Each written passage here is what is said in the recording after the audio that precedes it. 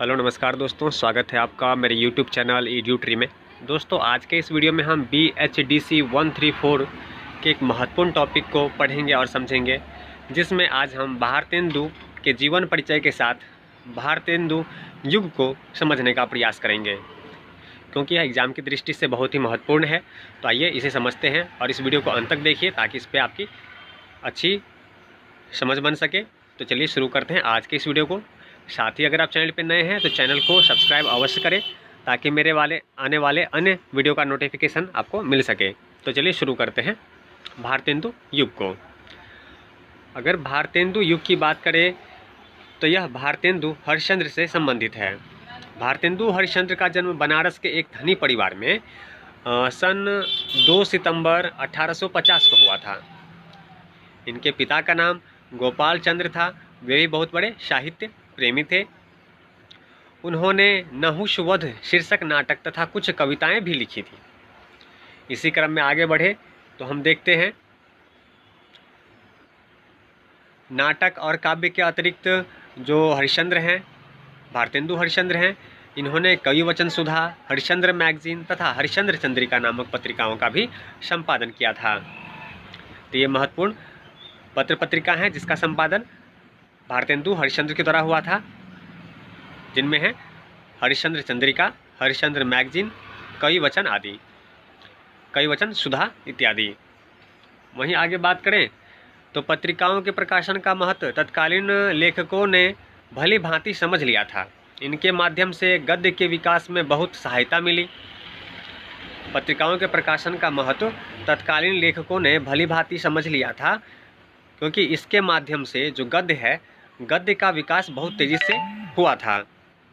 या यूँ कह सकते हैं कि गद्य के विकास में सबसे ज़्यादा महत्व योगदान पत्र पत्रिकाओं का ही था।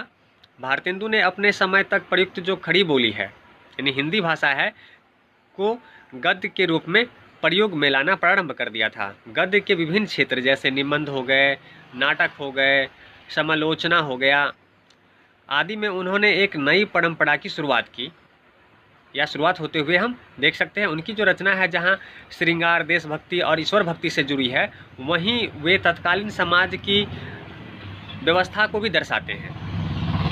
35 वर्ष की अल्पायु में सन 1885 ईस्वी में उनका देहांत हो गया।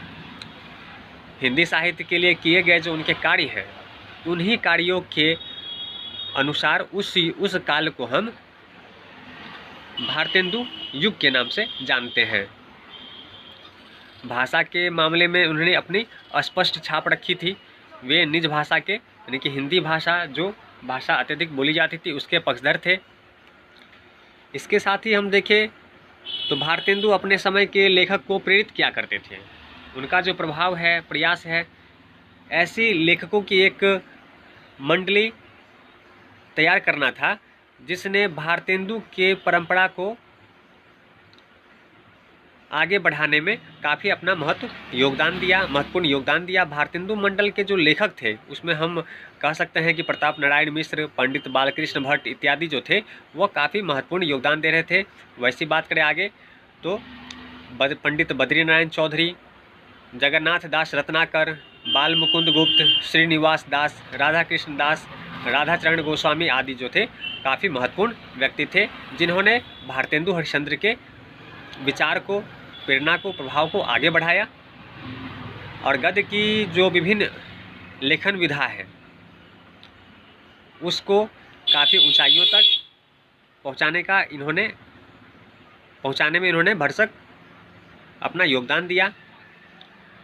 निबंध हो, चाहे नाटक हो, उपन्यास हो, इन विधाओं में जो लेखक है, उस समय की जो लेखक हैं, उनकी रचना आज भी जो है काफ़ी श्रेष्ठ के रूप में प्रतीक बनी हुई है, या श्रेष्ठ के रूप में आज भी चिन्हित है। नाटक, निबंध, उपन्यास आदि जो विभिन्न विधाएं हैं, उसमें जो हिंदी गद्य के जो विभिन्न रूप है उसको विकास और उसको गति तो दी ही, साथ ही हम देखें तो भारतेंदु ने स्वयं भी बंगला आदि से कई अनुवाद के कार्य किए तथा इनके किए गए इस कार्य का अन्य लेखकों ने भी उसमें अपनी रुचि दिखाई और ऐसे लेखकों को ऐसे लेखकों से प्रेरणा पा करके उन्होंने भी अनुवाद कार्य हिंदी गद्य में किया और इस तरह से इसका विस्तार हो सका। तो आज के इस वीडियो में हमने हिंदी गद्य का विकास में दिए गए महत्वपूर्ण योगदान के रूप में भारतेंदु हरिश्चंद्र के स्वरूप को जाना तथा उनके जीवन परिचय से हम परिचित हुए, ताकि इससे संबंधित अगर कोई प्रश्न आते हैं कि उसके दिए गए योगदानों के बारे में भी हमने जाना और पढ़ा। उम्मीद करता हूँ आपको यह वीडियो पसंद आया होगा। तो ऐसे महत्वपूर्ण टॉपिक के साथ मिलते हैं अगले वीडियो में। तब तक चैनल को सब्सक्राइब करें, लाइक करें, शेयर करें